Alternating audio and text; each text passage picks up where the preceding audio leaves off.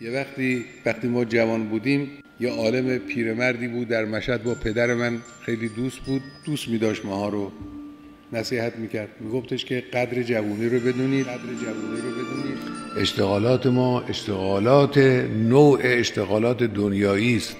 با مردم مواجهیم، با دنیا مواجهیم، با حوادث مواجهیم. فرصتی برای خالی گذاشتن وقت و خلوت کردن با خدا در روز واقعا دست نمیده، مگر حالا اون کسانی که اهل نماز دائما، خوش آنان که دائم در نمازن. الله اکبر.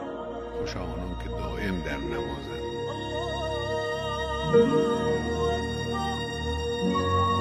خدا رحمت کنه مرحوم حاج احمد آقا، میگفت شبها که امام پا میشه و گریه میکنه و نیمه شب، دستمالای معمولی کفایت نمیکنه که اشکاشو پاک کنه.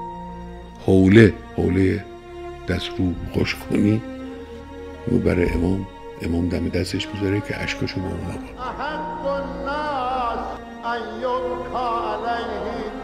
سحر وقت خلوت با خدا،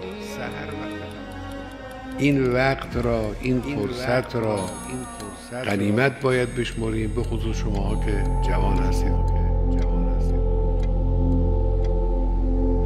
خطاست اگر خیال کنیم بهره‌مندی از جوانی به معنای لذت بردن از شهوات مادی جوانی است، سرگرمی‌های جوانی است، استفاده از لهویات در دوره جوانی است. این نیست بهره بردن از جوانی.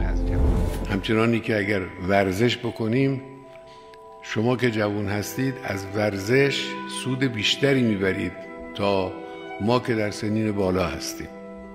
معنویات هم همینجوره، تغذیه معنوی هم همینجوره، تلاوت قرآن، ذکر الهی، توجه به خدا، استغاثه، استغفار، نماز و نماز شب. به خصوص من توصیه میکنم نماز شب رو تا اونجایی که میتوانید، ولو نتونستیدم یه وقتی مثلا قضاش رو ترک نشه، یعنی دنبال کنید اینها رو. اینا خیلی اثر میذاره.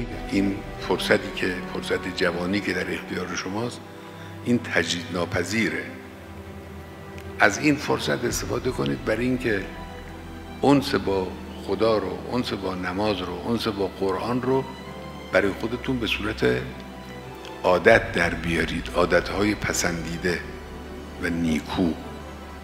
اون تا آخر عمر با شما همراه خواهد بود.